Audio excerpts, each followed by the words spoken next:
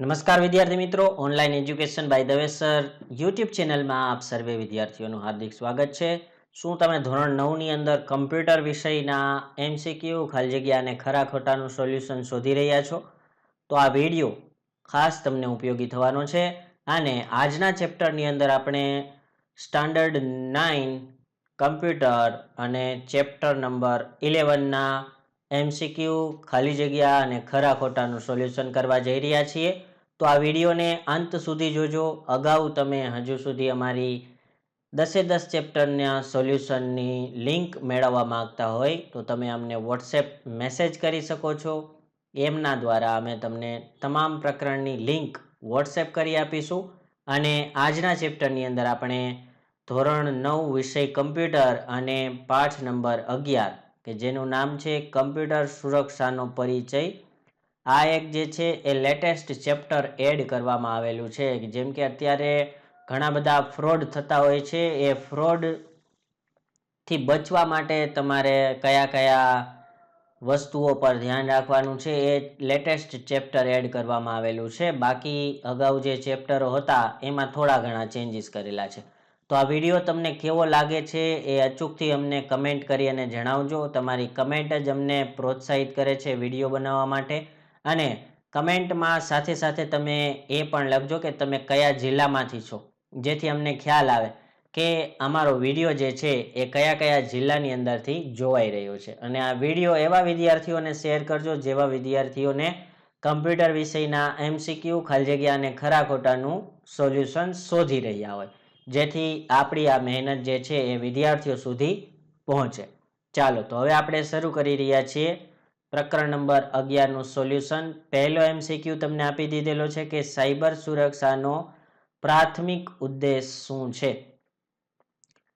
Option: કમ્પ્યુટરની ઝડપ વધારવી, ડિજિટલ ડેટાને અનઅધિકૃત એક્સેસથી સુરક્ષા આપવી, ઇન્ટરનેટ બેન્ડવિડ્થ વધારવી, ગ્રાફિકની ગુણવત્તા સુધારવી. આ પ્રકારના 4 ઓપ્શન તમને આપેલા છે કે સાયબર સુરક્ષાનો પ્રાથમિક ઉદ્દેશ, કે જેમાં તમે ચેપ્ટરને વ્યવસ્થિત ધ્યાનથી જોયું હશે, સમજેલું હશે તો તમારે આન્સર આવશે ડિજિટલ ડેટાને અનઅધિકૃત એક્સેસથી સુરક્ષા આપવી. ચાલો તેના વિશે ડિટેલમાં થોડુંક સમજીએ. અમારી એક જ માત્ર યુટ્યુબ ચેનલ એવી છે કે જે તમને MCQનું સોલ્યુશન આ રીતે સમજૂતી સાથે કરાવે છે. ઘણી બધી યુટ્યુબ ચેનલની અંદરથી તમને જૂના વિડીયોઝ જોવા મળશે નવા થંબનેલ સાથે. તો એવી યુટ્યુબ ચેનલથી પણ તમે બચતા રહેજો. સાયબર સુરક્ષાનો મુખ્ય હેતુ ડિજિટલ ડેટા, સિસ્ટમ અને નેટવર્કને અનઅધિકૃત પ્રવેશ, હુમલા અને ચોરીથી સુરક્ષિત રાખવાનો છે. આ સાયબર સુરક્ષાનો પ્રાથમિક ઉદ્દેશ હોય છે. બીજું MCQની અંદર તમને આપેલું છે કે સુરક્ષિત બ્રાઉઝિંગ ટેવ અનુસરવી શા માટે મહત્વનું છે? ચાલો વિકલ્પ જોઈએ. કે તમારા ઇન્ટરનેટ કનેક્શનને ઝડપી બનાવવું, આ ઓપ્શન પણ ન આવી શકે. સાયબર જોખમોના સંપર્કમાં આવવાથી બચવા અને વ્યક્તિગત માહિતીનું રક્ષણ કરવા માટે, વધુ વેબસાઇટની મુલાકાત લેવી, કમ્પ્યુટર ગ્રાફિક્સ સુધારવા. આમની અંદર પણ સેમ એવા જ MCQ તમને આપેલા છે. તો અહીંયા તમારે જવાબ ટીક કરવાનો થશે બી, સાયબર જોખમોના સંપર્કમાં આવવાથી બચવા અને વ્યક્તિગત માહિતીનું રક્ષણ કરવા માટે આ રીતની તમારે ટેવ અનુસરવી જોઈએ. સુરક્ષિત બ્રાઉઝિંગ ટેવો અપનાવવાથી વાયરસ, ફિશિંગ અને અન્ય સાયબર હુમલાઓથી બચી શકાય છે, તેમજ વ્યક્તિગત માહિતી સુરક્ષિત રહે છે. વિદ્યાર્થી મિત્રો, અહીંયા એક શબ્દ તમને આપી દીધેલો છે ફિશિંગ. એટલે કે પહેલા ઘણા લોકોના મોબાઈલ ફોનની અંદર ઈમેલ દ્વારા તેમને ફિશિંગ ઈમેલ મોકલવામાં આવતા, કે જેમ કે તેમની અંદર મેસેજની અંદર લખેલું હોય કે you have von 2 lakh rupees, અને નીચે પાછું લખેલું હોય ક્લિક ટુ વિથડ્રો.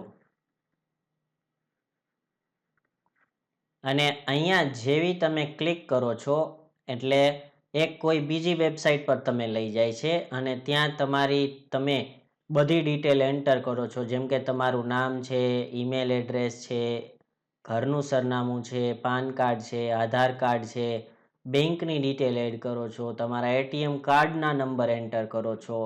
આ બધી જ વિગત તમે જે આની અંદર એન્ટર કરો છો એ સામેવાળી વ્યક્તિને મળી જાય છે, જેથી કરીને જ્યારે તેને આ માહિતીનો ગેરઉપયોગ કરવો હોય તો એ ઉપયોગ કરી શકે છે. ચાલો ત્યારબાદ આગળ જોઈએ કે નીચેનામાંથી કયું સાયબર જોખમ કાયદેસર સોફ્ટવેર જેવું લાગે છે પરંતુ એકવાર સક્રિય થયા પછી હાનિકારક ક્રિયાઓ કરે છે. Option A virus, option B worm, option C Trojan, option D ransomware. તો ત્રીજા એમસીક્યુની અંદર તમારે ટીક કરવાનું થશે ટ્રોજન. આ એક એવું જે છે સોફ્ટવેર જેવું જ હોય છે, પણ કમ્પ્યુટરમાં ઇન્સ્ટોલ થયા પછી તે હાનિકારક ક્રિયાઓ કરે છે, જેમ કે આપણા એપ્લિકેશનોને હાનિ પહોંચાડવાનું કામ કરે છે અથવા આપણા ડેટા જે છે બીજાને પહોંચાડવાનું કામ કરે છે. ટ્રોજન જે છે કાયદેસર સોફ્ટવેર જેવું દેખાય છે, પરંતુ તેને ચલાવ્યા પછી તે હાનિકારક પ્રવૃત્તિઓ કરે છે અને સિસ્ટમને નુકસાન પહોંચાડી શકે છે, જેમ મેં અત્યારે તમને અગાઉ કીધેલું એ રીતે. ડેટાને અનલોક કરવા માટે ચૂકવણી માંગણી કરતી જોખમોને શ્રેણી કઈ છે? ચાલો હવે આમાં ઘણી વખત તમારા કમ્પ્યુટરની અંદર વાયરસ આવી ગયેલા હોય તો એ વાયરસ એવું પણ કાર્ય કરે છે કે જે આપણા ડેટાને લોક કરી નાખે, એટલે કે આપણે કોઈ ડેટા ઓપન ન કરી શકીએ. જ્યારે આપણે ઓપન કરવા જઈએ ત્યારે પાસવર્ડ માંગે, તો આવી પ્રકારની થઈ ગઈ હોય આપણી ફાઇલ તો એ કયા કારણોસર થઈ હશે? રેન્સમવેર, વાયરસ, ટ્રોજન કે એડવેર?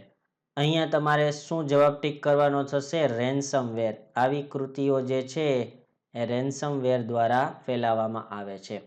રેન્સમવેર ડેટાને લોક એટલે કે એન્ક્રિપ્ટ કરી દે છે અને તેને ફરીથી અનલોક કરવા માટે ખંડણી અથવા ચૂકવણીની માંગ કરે છે, કે જેમ કે તમારે કોઈ ઇમ્પોર્ટન્ટ ફાઇલ હોય, ઇમ્પોર્ટન્ટ ડેટા હોય, એને ઓપન કરવા એટલે કે લોક ખોલવા માટે તમારે કોઈ પણ પ્રકારની પૈસાની માંગણી કરે છે તો એ પૈસા તમારે ત્યાં ચૂકવવા પડે છે. તો આવી પ્રવૃત્તિઓ જો તમારા કમ્પ્યુટરની અંદર થઈ હોય તો તેનાથી બચવું અથવા બીજાને પણ સજેસ્ટ કરવા. નીચેનામાંથી કઈ સાયબર સુરક્ષા માટે ભલામણ કરેલ કરવા યોગ્ય બાબત છે, એટલે કે ડુ અહીંયા અંગ્રેજીમાં.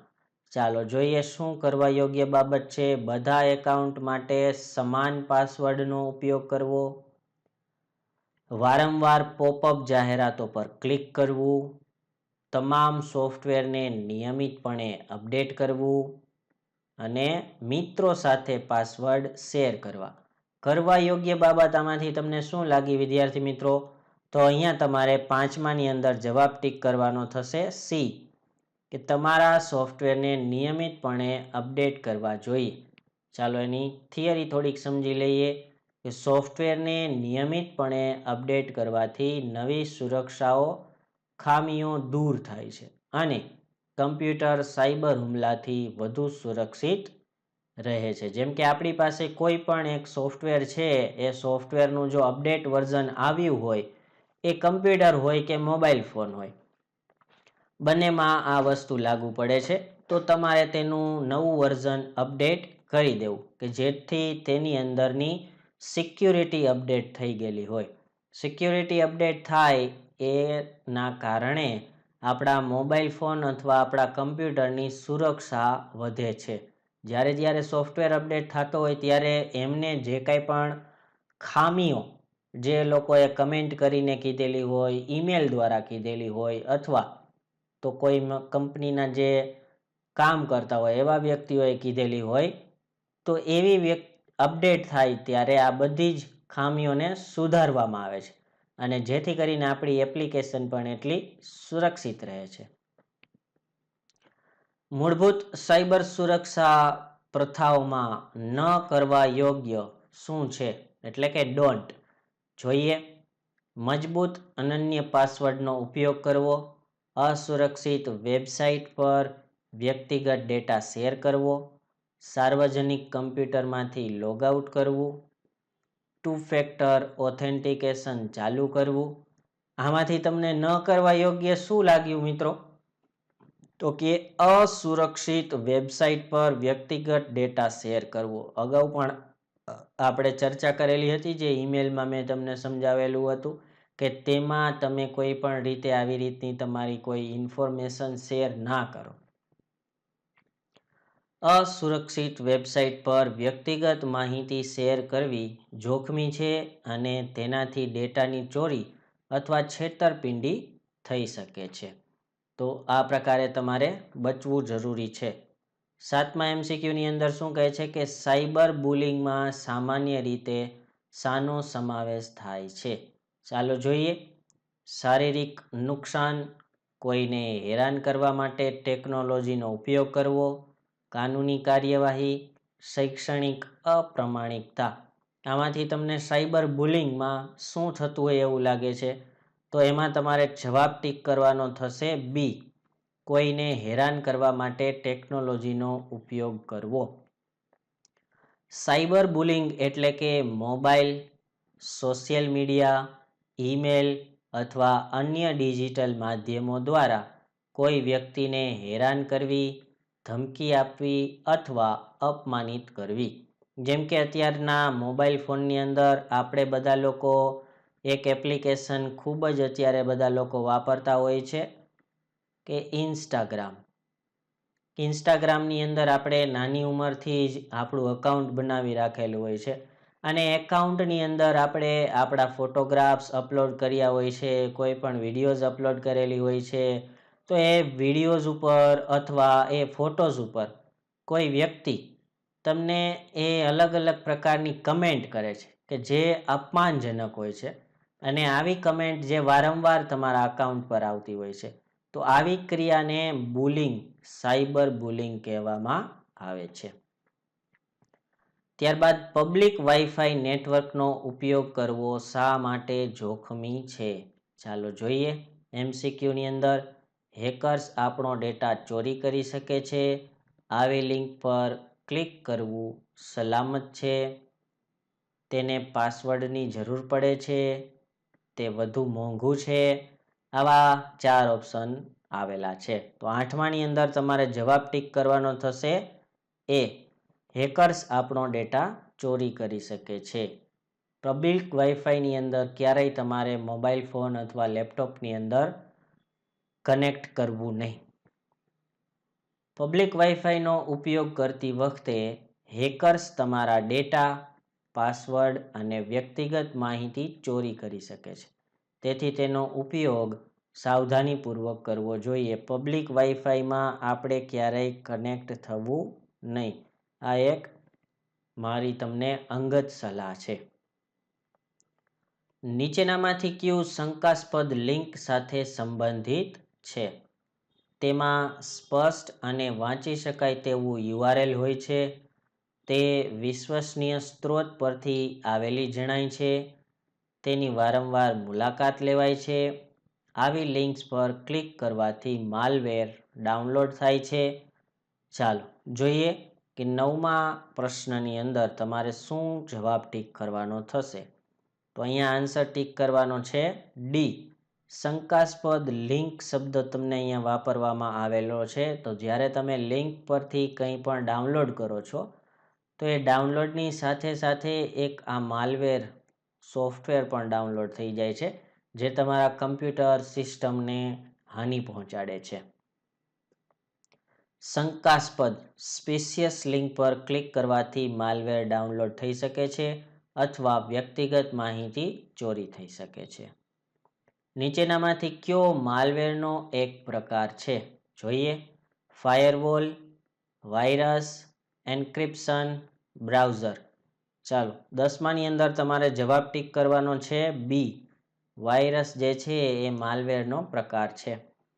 વાયરસ એ એક પ્રકારનું માલવેર છે જે કમ્પ્યુટરને નુકસાન પહોંચાડી શકે છે અને ફાઇલો સંક્રમિત કરી શકે છે. વાયરસ જે છે એ બનાવવાવાળા માણસ જ હોય છે કે જે પોતાના કમ્પ્યુટરની અંદર એવા પ્રકારનું પ્રોગ્રામિંગ કરી અને વાયરસ બનાવેલો હોય છે. વાયરસ જ્યારે આપણા કમ્પ્યુટરની અંદર એન્ટર થાય છે, જે અલગ અલગ માધ્યમોથી આપણા કમ્પ્યુટરની અંદર એન્ટર થઈ શકે છે, કે જેમ કે આપણે ઇન્ટરનેટની અંદરથી કોઈ ફાઇલને ડાઉનલોડ કરી છે. શું કરી છે? કોઈ ફાઇલ ડાઉનલોડ કરી છે તો પણ એ માલવેર અથવા વાયરસ આપણા કમ્પ્યુટરની અંદર આવી જાય છે. અથવા તો આપણે કોઈની પેન ડ્રાઈવમાંથી ડેટા કોપી પેસ્ટ કરી છે તો એમના કમ્પ્યુટરની અંદર અથવા પેન ડ્રાઈવની અંદર જો વાયરસ હોય તો એ કમ્પ્યુટર પણ આપણા પેન ડ્રાઈવની સાથે સાથે આપણા કમ્પ્યુટરની અંદર પણ વાયરસ આવી જતો હોય છે. ચાલો જોઈએ હવે ખરા છે કે ખોટા, સાચું છે કે ખોટું તે જાણવાનું છે આપણે. તો આ વિડીયો તમને કેવો લાગી રહ્યો છે વિદ્યાર્થી મિત્રો, એ કમેન્ટ કરી અને અચૂકથી જણાવજો. ખૂબ મહેનત કરી અને વિડીયો બનાવેલા હોય છે. તમારી એક કમેન્ટ જ અમને આગળના વિડીયો બનાવવા માટે પ્રોત્સાહિત કરે છે.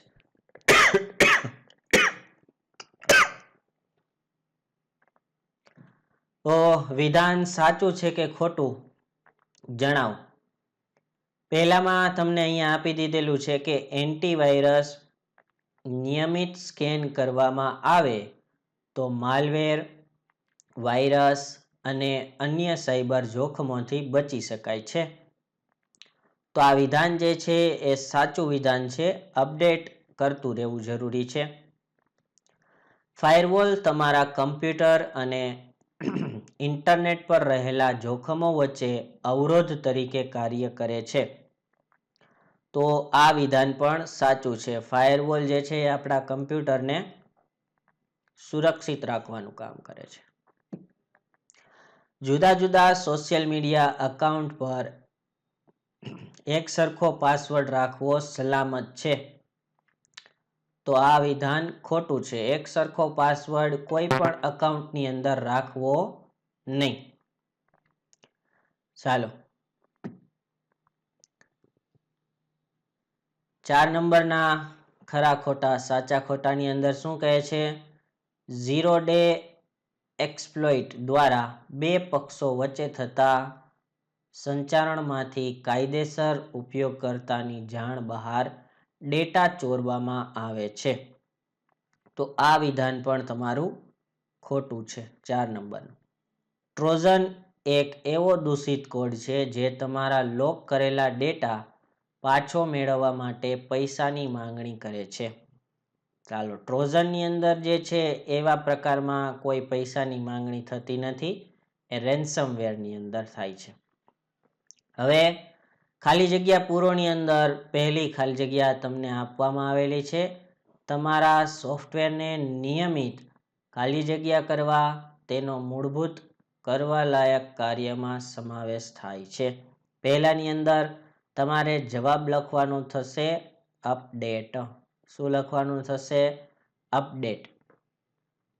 બીજી ખાલી જગ્યા એટલે એવી શ્રેણીના લોકો જે કમ્પ્યુટર સિસ્ટમની નબળાઈનો દુરુપયોગ કરીને અનઅધિકૃત એક્સેસ અને વિગતોનો દુરુપયોગ કરે છે.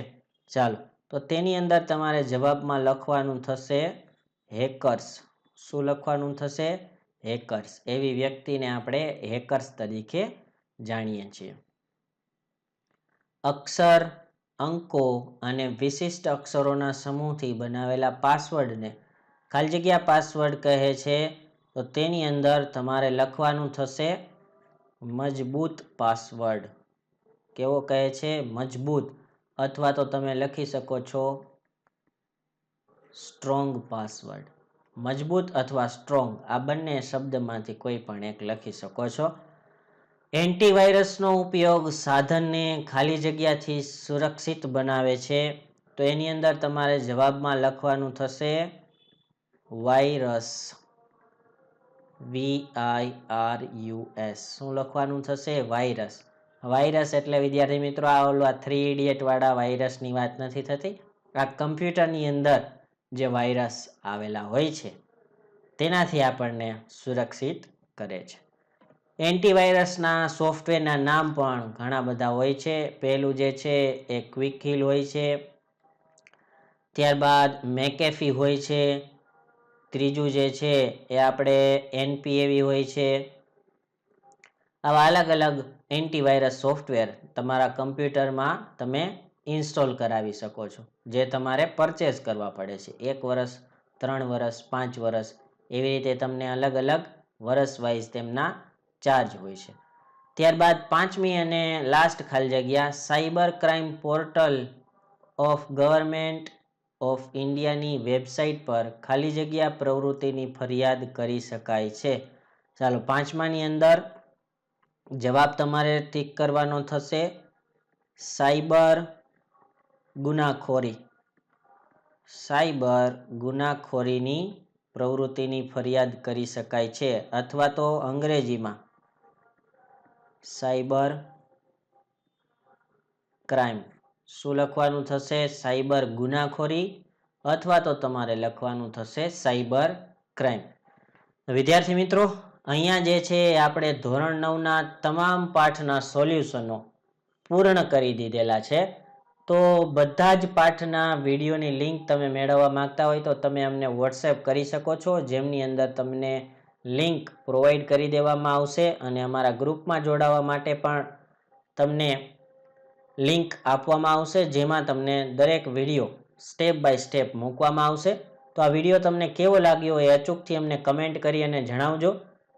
અને અમારી જ એક બીજી યુટ્યુબ ચેનલ પર અમે એક કોર્સ લોન્ચ કરેલો છે, જેનું નામ છે 0 to Hero કોર્સ, જેમાં અમે માઇક્રોસોફ્ટ વર્ડને બિલકુલ પાયાથી લઈ અને પ્રો લેવલ સુધી શીખવાડીએ છીએ, એ પણ આ જ રીતે પ્રેક્ટિકલ નોલેજ આપીને. દરેક મેનુની સમજૂતી આપવામાં આવે છે, શોર્ટકટ કીની સમજૂતી આપવામાં આવે છે, અને એક્સરસાઇઝ પણ તમને પ્રેક્ટિકલ કરી અને સમજાવવામાં આવે છે. જો આ કોર્સ એવા વિદ્યાર્થીઓને ખરીદવો હોય તો એ આ QR કોડ સ્કેન કરી અને આ પેમેન્ટ તેની અંદર આપી અને પેમેન્ટનો સ્ક્રીનશોટ અમને શેર કરજો, અને કે સ્ક્રીનશોટ શેર કર્યા બાદ અમારી ટીમ તમને આ કોર્સની લિંક શેર કરી દેશે. અને લિંક શેર કર્યા બાદ પણ તમારે જો કોઈ પણ ઇસ્યુ હોય, કોઈ ક્વેરી હોય, તો પણ તમે અમને ફોન અથવા મેસેજ કરી શકો છો. જ્યાં સુધી તમને આ ન આવડે ત્યાં સુધી અમારી ટીમ જે છે તમને જવાબ આપશે વિદ્યાર્થી મિત્રો. અને આવા જ નવા વિડીયો સાથે ફરીથી આ જ યુટ્યુબ ચેનલ પર આપણે મળતા રહીશું. ત્યાં સુધી આવજો વિદ્યાર્થી મિત્રો.